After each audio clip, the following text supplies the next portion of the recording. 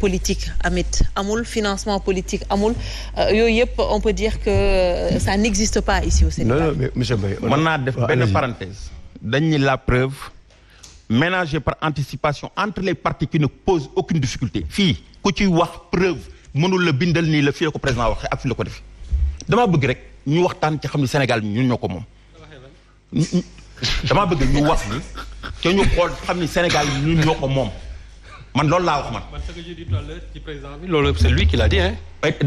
dama la ne. c'est lui qui l'a dit le 5 août 2019.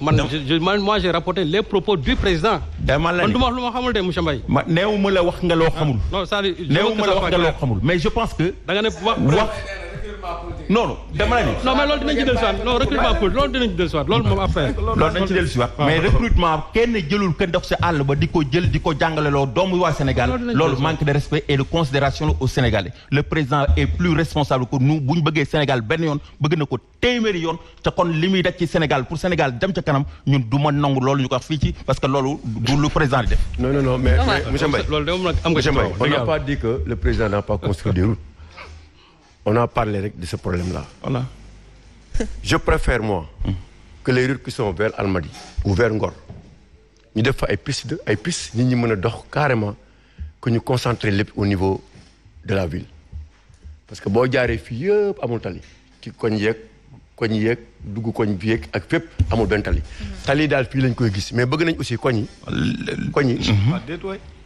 dafa leen ay tali c'est-à-dire boo demee Wakaam. nga jaar Betrin. nga dugg Almadi. nga dem Tëngéej. c'est-à-dire tu peux faire 2 heures de temps. parce que tali yi bon nañ benn xeetu bon boo xamante ni. dama yaakaar ne c'est bien de faire construire des routes par-ci par-ci mais tamit fi nga xamante ni nit ñi dañ koy emprunter tous les jours il faut des solutions. pour ça d'autant plus que on a un budget de 60 milliards pour le fonds d'entretien routier 60 milliards de francs. fonds d'entretien routier. xam nga Omar man dinaa la couper tuuti parce que Omar. xam nga yeewoo Dakar añ ba suur nekk Dakar daa yomb. non dama ne la ñun dañoo génn biir Sénégal dem ba jusqu'au fin fond du Sénégal. gis nañ tali mais ñu koy defar gis nga tali ñu koy defar gis naa ko. waaw donc il faut dire merci monsieur le président on l'a dit. on a vu ce que le président. boo dégloo on est PUDC nga dem Kaolack nga dem ba Sénégal li fi am fu woon. waaw dégg ma ne la ñu ngi defar ay tali. waaw macha allah. waaw da ngeen di wax jërëjëf on peut mieux faire mais jërëjëf président dañ lay wax c'est-à-dire dama ne. on est en train de construire des routes. voilà à l'intérieur du pays. ah mais moi je l'appelle du man d'accord cher. waaw mais dañuy waxtaan. dama ne bàyyi ko moom mu ñëw. ñeneen ñi ñëw lépp dañ koy waxtaanee. dañ lépp la ñuy waxtaanee mais bu ñu waxtaanee nañ ko teg foo xam ne fu toog. d'accord très bien monsieur Mbaye xam nga tey. ñu dégloonte. li ngay wax rafetlu nañ ko tali yi. non tali yi waay. franchement. mais dama ne la Dakar laa wax. ak boo duggee Tëngéej dem Sangalkam. c'est-à-dire boo jaaree ci tali yi. tu peux faire 2 heures de temps te mën naa la woon ay tali yoo xamante ni ñu mel dañu bëgg par exemple comme yaa fi nekk nga wax Ageroute Ibrahima Ndiaye mi nga xamante ni il est en retraite il doit aller en retraite je ne sais pas pourquoi aussi le président jusqu'à présent il maintient les retraités au niveau des directions peut-être di nga si joxe ay explications comme si aujourd'hui il y a pas de jeunes ingénieurs qui sont sortis dans les grandes écoles te vraiment loolu aussi bëgg ICS gis ngeen il est en retraite c'est-à-dire yooyu la koy wax c'est-à-dire ñu bëgguñu li ñu daroon ci SDE dañ ko xeex a xeex man ak Serigne Saliou ay daam ak ñëpp dañu xeex SDE ba tey bu ñu waxee Suez sax dañuy rus te boo demee fii Parcelles Assainies ndox bi comme ndoxu foos ba pare facture yi cher ñun waxuñu ko yooyu tu vois tout ça tous les jours et pourtant barki démb lañu fi jëlee SDE ñu gis ne loolu aussi c'est anormal yooyu s'il vous plaît dinañ ñëwaat ci yow monsieur Mbaye l'administration li ko Serigne Saliou waxee léegi kan moo def benn motif de satisfaction en l'endroit de l'administration sénégalaise ñan la c'est des Sénégalais c'est des étrangers wala ñan la xam nga c'est pas les Sénégalais. une agence française. xam nga c'est une agence française. je pense que loolu président def peut-être am na ñeneen ñu mu bëgg a waxal mais pas uniquement les Sénégalais je donne un exemple. je n'ai jamais vu au niveau de la direction des domaines un politicien. Même bu ñuy parle de politisation de l'administration. Chaque fois c'est un fonctionnaire qui était à la tête de la direction. wala Serigne. avant. même impôt et domaine. domaine impôt. daawoo gis sax un homme politique. bu xamante ni dañ fa daan dugg. mais attends ma jox la. agent de développement municipal. c'est un magistrat qui est là-bas il fait de la politique. mais et puis candidat et agent de développement municipal. nan nga mën a yore boo xamante ne maire yëpp ci yow la ñuy yaakaar ñëpp mais toutes les maires nga war ko mën a dénk un politique suba mu war a mën a nekk un maire xam nga yooyu c'est des choses yoo xamante ne c'est des problèmes qu'on pose. waaw léegi dama la ne magistrat s'il vous plaît on va revenir chez vous. Je vous en prie parce que sinon après day nekk échange entre vous deux. On va vous redonner la parole pour que. Même au niveau du ministère des Finances. Peut-être il peut le faire. Il est libre de le faire. Mais nañu daan gis des ministères de souveraineté yoo xamante ne daawul am un politique.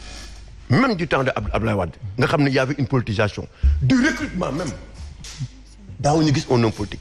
Mais aujourd'hui tous les ministères de Macky Sall sont gérés par des politiques qui sont d'une manière permanente mener des campagnes au niveau de la région, au niveau des villes, au niveau partout. C'est-à-dire loolu mooy li nga xamante ni ne.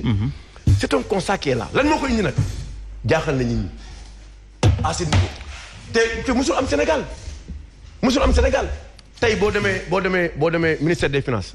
Même budget Sakho lu mu la woon après on a vu Sakho et tant d'autres ñoo xamante ni c'est des gens qui sont des financiers qui gèrent ces ministères là mais tey ñu ngi indi des politiques ñu doon di ko gérer même au niveau même des affaires étrangères parfois di nga gis ko xamante ni mais il est issu même de ce corps là ñu moom lañu daan jox. Parce que yooyu le président wax je vais réduire dafa den seen waxoon samay slogan la patrie avant le parti c'est-à-dire les recrutements qui se font actuellement. Oui. Mais dañuy wax rek mais il y a une forte dose de politisation. Alors moom fi mu bëggee peut-être nga intervenir Omar. mooy preuve pourquoi on nee na ko tout à l'heure pourquoi ñu war a affirmer sans avoir des preuves par rapport à la politisation de l'administration. Non mais loolu moom. Mais si vous me permettez de parler. On va y revenir s'il vous plaît. ku nekk da nga am sa temps de parole. S'il vous plaît. Mais man la interpeller directement. Mais je vais revenir naa la joxaat parole naa la joxaat parole su ma la joxee parole rek nga tontu. Dinaa la wax tey nga xam ko. Allez demander les fonctionnaires de l'État. Amul benn yoon boo xamante ni ne on leur demande leur point de vue par rapport à la gestion de l'État. Les fonctionnaires. Ils ont tous peur. Amatul kenn ku ci am benn parcelle de pouvoir. Tu vas au ministère des Finances. Tu vas au niveau des impôts. Tu vas dans tous les ministères. bu ñu la xoolee xam ne yow mii sax tu es un peu contre le président wala lii ak lii les gens ne parlent pas avec toi. Alors que l'administration est là pour le peuple. Mais il y a plus d'administration kooku ñëpp ko constaté. Même pour nga am dara sax am na ñoo xamante ne ils sont obligés de faire appel à un ministre ou à un directeur mu def benn réunion meeting bu ko defee ñu recruter ko. C'est-à-dire duñ fi ñëw di la indi lépp mais boo bëggee après l'émission on peut se déplacer. On peut se déplacer. ñu wan la des recrutements qui ont été effectués yoo xamante ni ne. xale yaa ngi nii chaque jour ñuy jooy di yuuxu am ay diplômes. D'accord. xam nga booy. Oui. Non dama lay expliquer. Il y a combien d'agences? Merci. Et le président il n'avait pas dit qu'il allait diminuer le nombre d'agences bu fi ñëwee. Est-ce que les agences ont été réduites? Pas du tout. Voilà des problèmes yoo xamante ni ne moom lañ la wax moom moo ko reconnaître boppam ne ni ñuy recruter. Gis na ne baaxul di ma ko wax. Vraiment. moom moo ko wax de. moom moo ko wax barki démb. sooy wax ak man ci mënu ma la tontu.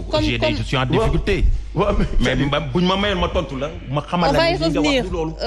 On va y revenir dinañ la joxaat temps de parole fii ku nekk peut-être interpellé nañ la mais suñ la joxaatee temps de parole.